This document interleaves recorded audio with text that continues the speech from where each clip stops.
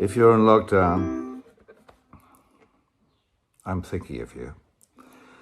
And my heart goes out to you. It's difficult, and it's boring, and fills you with anxiety, and we all get that. And I've been in lockdown a lot in the last year.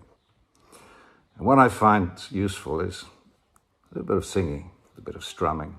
You don't have to be good, clearly. But I find it's very restorative. Just singing, put a smile on your dial, and look forward to what's coming, because things are going to get better. We'll get out of this. So, I'll leave it to you, but I recommend it. Do some singing. How are you?